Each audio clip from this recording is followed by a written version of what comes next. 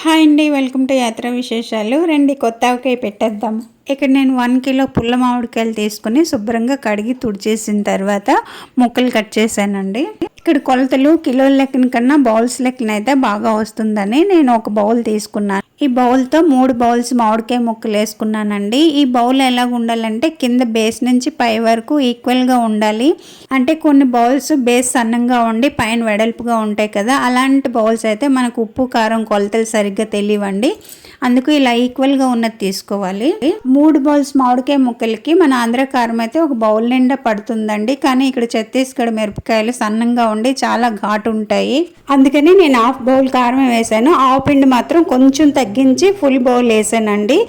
ఈ పచ్చడికి ఆవాల నూనె వేస్తానండి. అది కొంచెం ఘాటు ఉంటుంది కదా, ఆవు పిండి కూడా ఎక్కువైతే పచ్చడి చేదయ్యే అవకాశం ఉందండి. అందుకని ఆవు పిండి కొంచెం తగ్గించి వేసాను.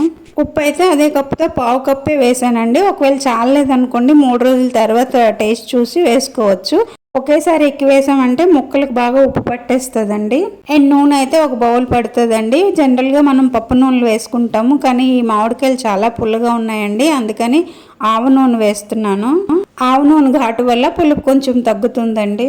ఇలా కొంచెం వెల్లుల్లి రెబ్బలు, కొద్దిగా జీలకర్ర తీసుకొని కచ్చపచ్చగా మిక్సీ పట్టి ఇందులో వేసుకోవాలి. దీనివల్ల ఫ్లేవర్ బాగా వస్తుంది. మిక్సీ కన్నా దంచి వేసుకుంటే ఇంకా బాగుంటుందండి.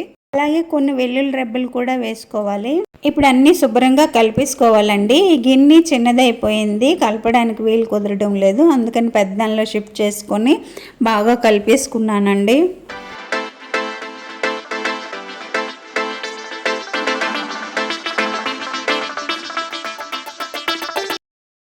అంతా బాగా కలుపుకున్న తర్వాత మళ్ళీ అదే గిన్నెలోకి వేసుకున్నాను. ఇందాక బౌల్ మొత్తం నూనె వేయలేదండి, కొంచెం ఉంచాను కదా, ఆ ఉంచిన నూనె ఇప్పుడు పైనుంచి ఇలా పోసేస్తున్నాను.